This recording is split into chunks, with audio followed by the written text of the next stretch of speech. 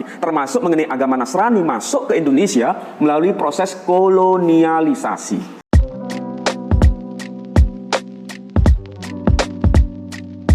Assalamualaikum, selamat datang kembali di channel ini. Balik lagi dengan saya Luis Budi Prasetyo. Kali ini saya akan bahas statement dari Manahem Ali, yang mana dia memframing nih ya guys ya, seakan-akan bahwa Kristen itu adalah agama penjajah.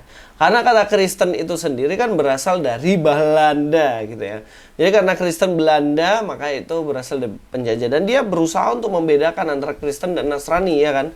Kalau Nasrani itu katanya dari Arab, bahasa Arab, dan kemudian Kristen dari Belanda. Dari mana kolonialisme seperti itu.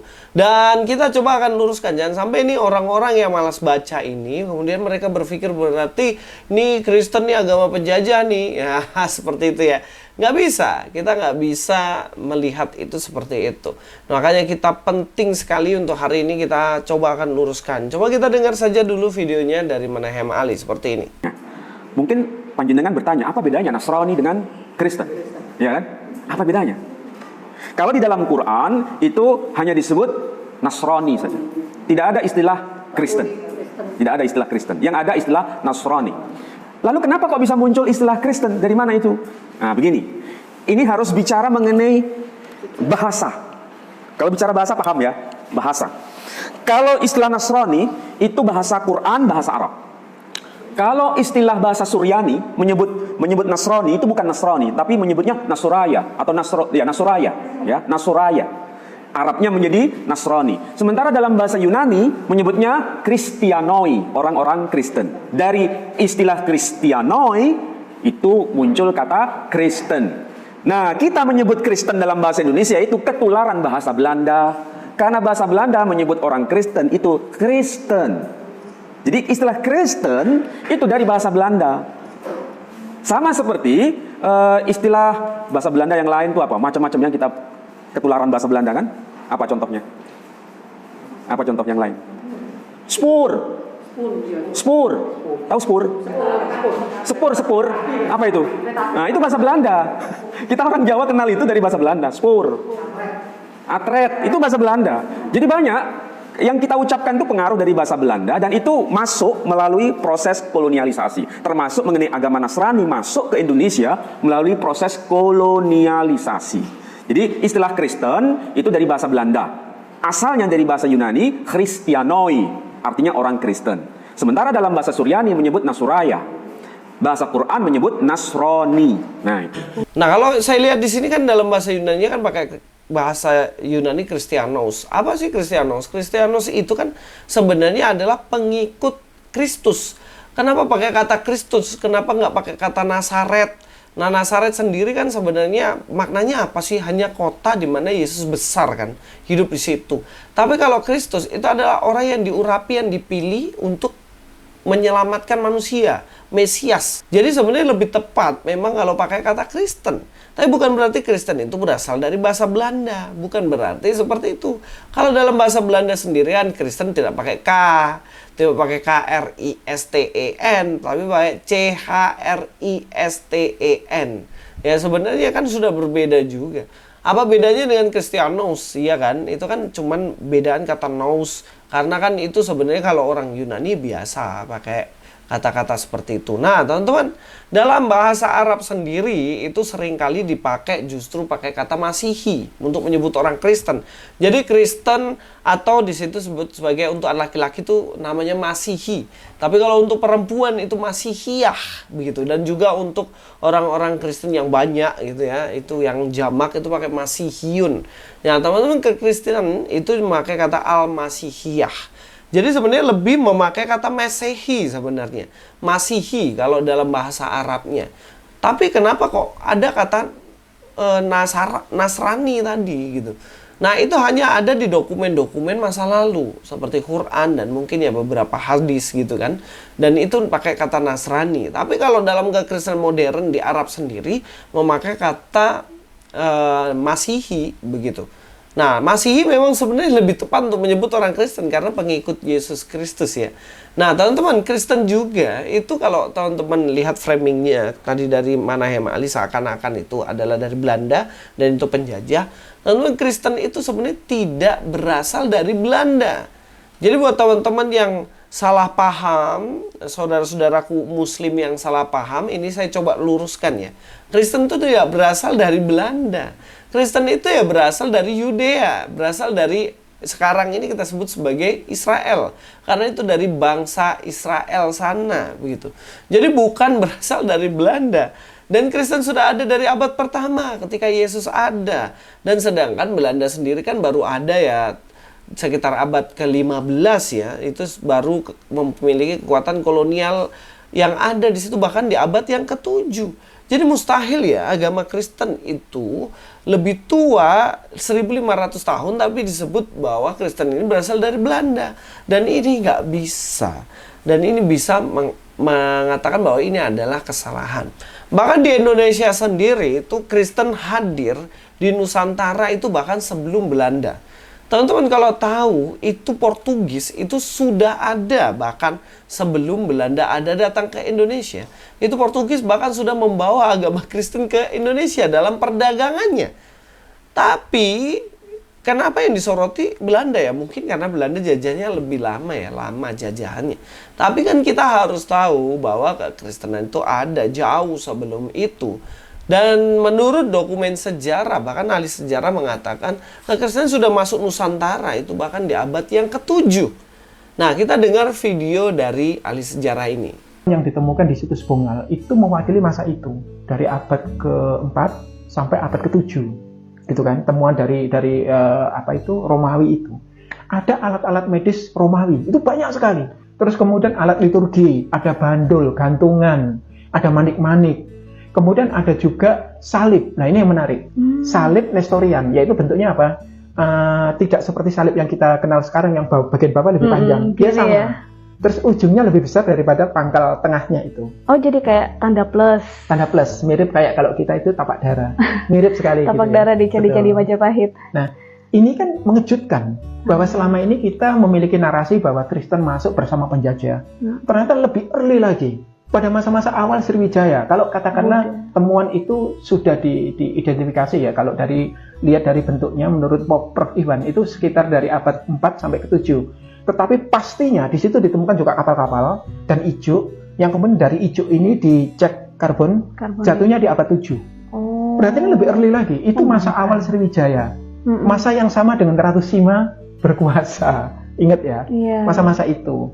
Nah, yang cukup mengejutkan juga ditemukan koin-koin dari Umayyah. Umayyah itu kekhalifahan Umayyah gitu ya.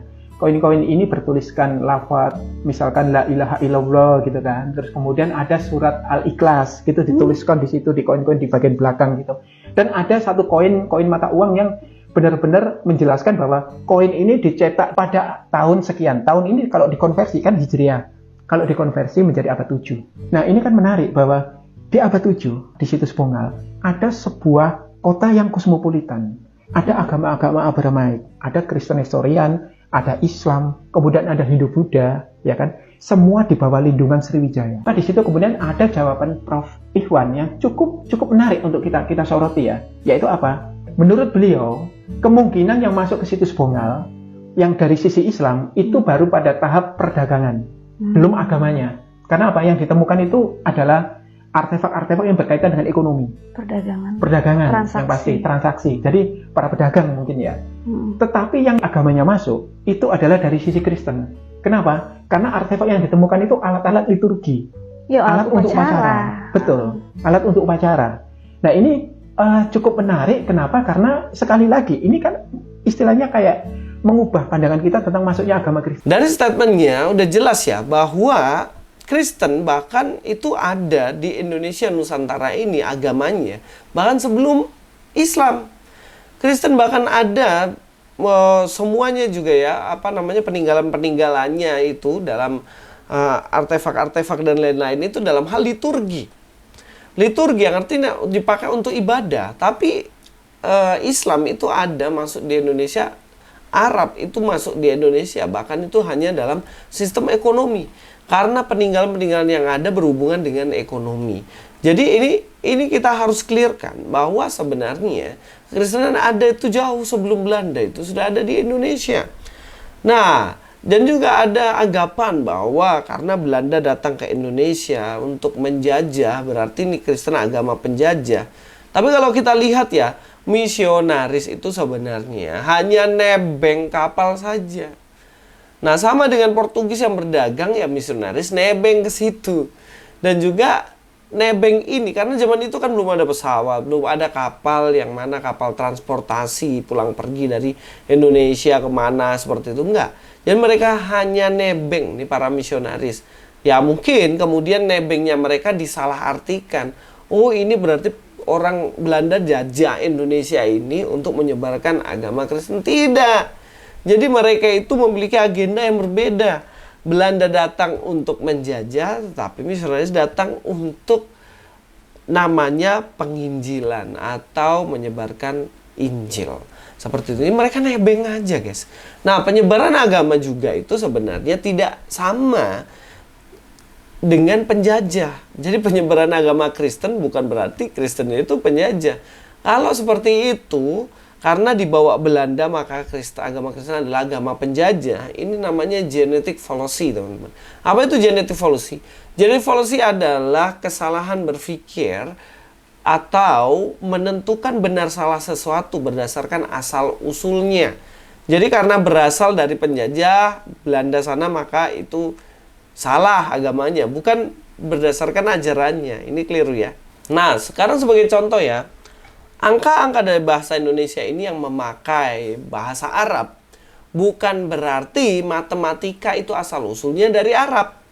Nah, kalau seperti ini maka itu adalah salah. Bukan berarti ya karena Arab menjajah Indonesia maka bahasanya itu berarti itu karena dijajah. Itu enggak, itu adalah salah, genetic fallacy. Sama dia dengan kertas. Kertas itu kan dari Tiongkok, kita pakai tuh kertasnya. Bukan berarti karena Tiongkok menjajah Indonesia, makanya kita pakai kertas. Nggak gitu. Sama dengan agama Kristen. Bukan berarti karena mereka misionaris nebeng kapal dari Belanda datang ke Indonesia, berarti itu adalah karena jajahan Indonesia. Ya nggak seperti itu. Itu namanya kesalahan. Itu namanya genetic fallacy. Nah, kalau kita sadar ya teman-teman sebenarnya ya, bahkan banyak orang Kristen itu sebenarnya mereka kan dijajah juga. Nah, sekarang mayoritas Kristen di mana sih? Mayoritas Kristen itu kan di Papua, Ambon, NTT, ya kan? Nah, di Ambon sendiri lah. Di Ambon itu kan orang-orang Kristen yang ada di situ. Tapi apakah mereka menjajah? Mereka kan nggak menjajah. Mereka kan dijajah juga sama Belanda begitu waktu itu.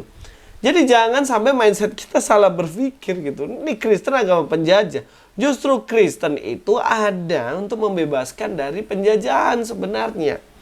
Dari penjajahan dosa, dari penjajahan negara-negara. Itu sebenarnya tidak boleh begitu. Karena bertentangan sendiri. Kan tokoh-tokoh Kristen juga menentang yang namanya ini kan, ini semuanya. Tapi ini kan Tuhan izinkan ada kapal-kapal penjajah datang ke Indonesia ini.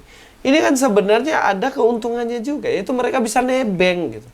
Mereka bisa mengikuti kapal itu sehingga Injil bisa sampai menyebar di seluruh dunia.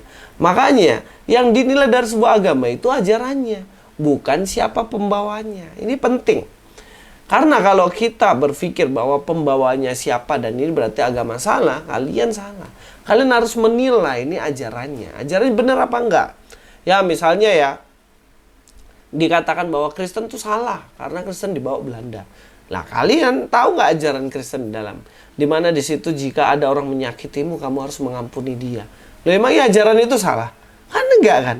Walaupun itu dibawa oleh penjajah begitu, oleh Belanda datang ke sini. Karena apa? Yang dinilai harus ajarannya. Tapi kalau ada ajaran disuruh menyakiti orang lain, nah ini benar apa enggak? Kan itu harus dipertanyakan begitu. Walaupun yang bawa datang malaikat sekalipun ya. Ya, maka pertanyaannya harus dibalik. Apakah sebuah ajaran menjadi salah hanya karena pernah dibawa oleh bangsa yang mana pernah menjajah Indonesia? Gitu. Nah, ini pertanyaan penting dibalikkan, kan enggak juga. Jadi sebuah keyakinan itu harus dinilai dari isi ajarannya. Dari isi ajarannya, dari bukti sejarahnya, dan dari fakta-fakta yang mendukung semua hal yang menjadi kebenaran di dalamnya. Ya, teman-teman harus terbuka pikirannya. Jangan cuma percaya, iya gitu. Harus benar-benar nilai baik-baik. Jadi, kesimpulannya, benar memang bahwa Belanda ini berperan dalam penyebaran Kristen di sebagian wilayah Indonesia. Tapi jangan lupa Portugis juga. Nah, namun Kristen itu tidak berasal dari Belanda. Ini dua hal yang berbeda. Bahkan ya sudah ada 1500 tahun sebelum Belanda menjadi negara kolonial gitu. Bahkan hadir di Nusantara bahkan sebelum Belanda. Saya bilang Portugis bahkan ada di abad yang ke-7 sudah masuk.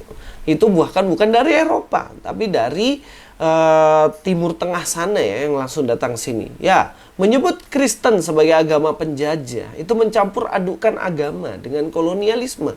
Dan ini merupakan penyederhanaan sejarah yang tidak akurat dan salah tanpa dukungan yang baik dari literasi yang tepat. Ya teman-teman, mungkin itu saja. Mudah-mudahan kita berpikir lebih kritis lagi ya. Makanya kita harus mengawasi semua ajaran kita. Dan kita harus mengawasi hidup kita, supaya kita bisa menjadi saksi Kristus. Luis Budi Prasetyo sini. God be with you.